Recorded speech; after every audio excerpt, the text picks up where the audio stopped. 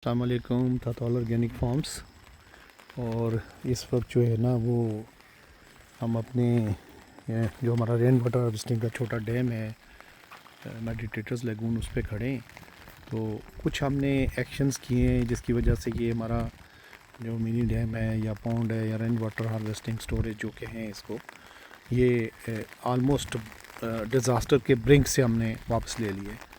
तो मैंने सोचा कि बाकी लोगों के लिए भी ये चीज़ें शेयर कर दूं। अगर आप ये इंशाल्लाह करेंगे तो आपके ये इस तरह के तालाब जो हैं या छोटा मिनी डैम है उसको नुकसान नहीं होगा। ये तकरीबन 10 कनाल पे बना हुआ है। मुझे नहीं पता ये विजुअली कितना इफेक्ट देता है। तकरीबन 10 कनाल पे बना हुआ है ये।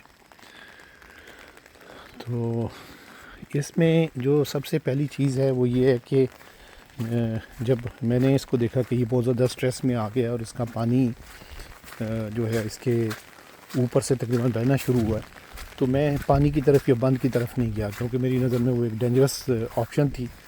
मैंने क्या किया कि इस डैम में जितने पानी की रिसोर्सेज आ रही थी, जो इसका इनटेक थे, खाले थे, कुछ एक जो है कस्सी टाइप थी।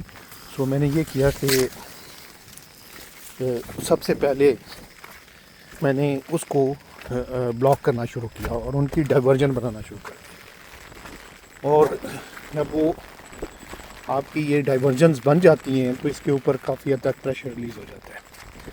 आप जब भी इस तरह का स्ट्रक्चर बनाएं, अपने जहन में ये ज़रूर रखें कि कुदरत की फोर्सेस जो है ना वो बहुत स्ट्रॉन्ग है, अनप्रेडिक्टेबल हैं।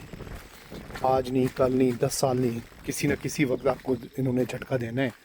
तो आप जो है प्रॉपर इसकी जो ड्रेनेज है या ओवरफ्लो का सिस्टम है वो ज़रूर उसका रखें। अगर आप यहाँ देखें तो ये देखिए हमारे 3 फुट के पाइप लगे हुए हैं। और ऑनेस्टली ये जो पाइप हैं ये इस मौसम में जो है वो बिल्कुल फेल हो जाते हैं जब बहुत ज़्यादा इसमें पानी आ रहा होता है। सो इस वक्त जो हमारे डैम में मेजर जगह थी जहाँ से पानी जाता था, एक यहाँ से ऊपर वाले इलाके का सारा पानी जाता है। तो ये हमने ये किया कि इसको हमने बेसिकली इस जगह से ना पानी को काट दिया। यहाँ नीचे एक पाइप है, पाइप के ज़रिए बाहर आता है, बल्कि पाइप नज़र आ रहे हैं, इससे नीचे आता था। तो इसकी जो दूसरा एंड है उस पर हमने काट के, अगर आपकी देखें तो आपको जगह नज़र आ रही है, यहाँ से काट के हमने इसको नीचे फेंक दिया। फिर ऐसे ही ये जो ऊपर अंगूर वाला हमारा टेरेस है, इसका पानी जो है इस सड़क के साथ साथ यहाँ आता था और फिर यहाँ से इस खेत में से ये इधर आता था वापस, उसको भी हमने वहाँ से काट के नीचे गिरा दिया। अच्छा, सबसे बड़ा जो पानी हमारे पास आ रहा था वो यहाँ से आता था। ये अगर आप देखें तो ये बेसिकली रोड है जो कि हमारे डेयरी फार्म को चली जाती है, ऐसे करके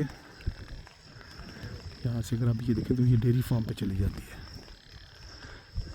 ऊपर, ऐसे इस जगह पे यहाँ से एंटर हो जाती है। सो इसमें बहुत पानी आता है। एक तो डेयरी फार्म की छत ही जो है वो बहुत बड़ी है, और दूसरा ये है कि ये जो सराउंडिंग में खेत हैं ये भी सारे के सारे इसी में आ जाते हैं। और ये फिर आके यहाँ से बेसिकली इस जगह पे आ जाते हैं। तो अभी लास्ट टाइम भी हमने देखा कि ये तकरीबन 2.5 बाई 2.5 की पुली बनी हुई है और इसमें से ये ओवरफ्लो हो रहा है। तो मैंने इसको पुली के ऊपर ओवरफ्लो का सिस्टम भी बनाया।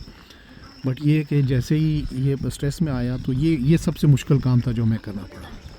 अगर आप यहाँ देखें तो ये काफ़ी मिट्टी थी जो कि हमें हटानी पड़ी, और इसकी फ़्लो को डाइवर्ट करने के लिए इसमें हमने फटाफट जो हमारे पास फीड के बैग होते हैं प्लास्टिक के, हमने वो उठाए, उनके अंदर मिट्टी भरना शुरू कर दी क्योंकि कच्ची मिट्टी जो है ना वो पानी के आगे रुकती नहीं है। और फिर हमने उसकी एक वॉल बनाई जो कि अभी आपको इस पॉलीथीन बैग्स के नीचे है, नज़र नहीं आ रही, कुछ थैले वैसे नज़र आ रहे हैं। तो ये वॉल बनाई और फिर हमने उधर से इसको काटा इस जगह से, ताकि इस जगह से ये सारी कटिंग की। सो इसकी हमने डाइवर्जन बना दी।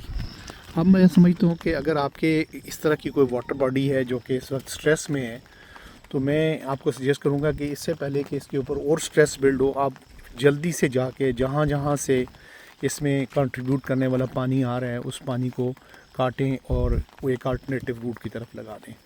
और अभी जैसे अगर आप देखें तो ये तकरीबन फुल भरा हुआ है, तो हम नहीं रिस्क ले सकते कि इसमें और पानी आए। सो आप अगर इन हालात में तो बिल्कुल उसमें और पानी ना आने दें, क्योंकि ये पानी जो है स्ट्रक्चर पे बेतहाशी इसने लोड डाला होता है और स्ट्रेस डाली होती है। सो आप समझ लें कि आपने कोशिश करनी है कि आप ज़ीरो पानी पे चले जाएं, मगर ज़ीरो रहता नहीं है क्योंकि बहुत सारी छोटी मोटी जगह हैं जिनका पानी फिर भी आएगा। बट ये है कि वो जो है वो इतनी परेशानी नहीं है, जो बड़ा पानी है ना वो ख़राबी करता है। अगर वो छोटा पानी आएगा तो इंशाल्लाह ये जैसे आपको पाइप्स दिखाएँ ये वाले, इनमें से गुज़र जाएगा। अभी तो तकरीबन इसमें 1.5-2 फुट की गुंजाइश है और उसके बाद इसमें से गुज़र जाएगा। दूसरा ये है कि अगर आप ये देखें तो हमने पाइप्स के ऊपर तकरीबन 3 फुट और मिट्टी डाली है, और ये मिट्टी जो है ये हमने उस वक्त डाली जब जो है वो बारिश रुकी हुई थी और हमारे पास 2 दिन का गैप आया। सो अगर इस तरह का आपका स्ट्रक्चर है और आपके पास थोड़ा सा भी रिस्पाइट मिलता है, बारिश नहीं हो रही होती, धूप आ जाती है या मौसम आपको थोड़ा सा गुंजाइश देता है, तो इमीडिएटली जहाँ भी स्ट्रक्चर को नुकसान हुआ है आप उसको इमीडिएटली ठीक कर लें। तो ये जो है ना कुछ प्रिकॉशंस आप लें और उसको विजिलेंट रहें, वॉच करें, दिन रात इस पर नज़र रखें। और अगर आपको फ़ील होता है कि कहीं से ये टूटने वाला है तो बिल्कुल उसके करीब ना जाएं, ना किसी बंदे को जाने दें, क्योंकि ये इतना सारा पानी जो है वो बड़ा डिज़ास्ट्रस है और आपको बंदे को नुकसान, जानी नुकसान की का भी अंदेशा है। और ये कि ऐसा अगर स्ट्रक्चर टूटे तो जैसे ही नीचे देखें एक और डैम है और उसके बाद फिर ये सारा गांव है, तो ये बहुत ज़्यादा नुकसान का बायस बनेगा। तो इसमें कोई रॉकेट साइंस नहीं है, जो चीज़ें मैंने बताई हैं ये बड़ी सिंपल और प्रैक्टिकल चीज़ें हैं। सिर्फ आप एक बार अपने वाटर पॉन्ड को जाके नज़र मार लें और सोचें कि आपने डिस्चार्ज कैसे कंट्रोल करना है, आपका डिस्चार्ज वाली जो जगह है वो सफिशेंट है या नहीं है, और वो क्लियर है या नहीं है। और अगर आप फील करते हैं कि नहीं है तो किसी सेफ़ सी जगह पे थोड़ा डिस्चार्ज के लिए आप एक स्लिट सी बना दें, नाली बना दें, ताकि उसमें से पानी निकलना शुरू हो जाए। फिर ये है कि इनटेक को इमीडिएटली काबू करें जहाँ जहाँ से इनटेक है, और इसके ऊपर विजिलेंट रहें, वाच रखें, तो अल्लाह ताला आसानी करेगा। अल्लाह ताला हम सबको अपनी हिफ्ज़-ओ-अमान में रखे। थैंक यू, अल्लाह हाफ़िज़।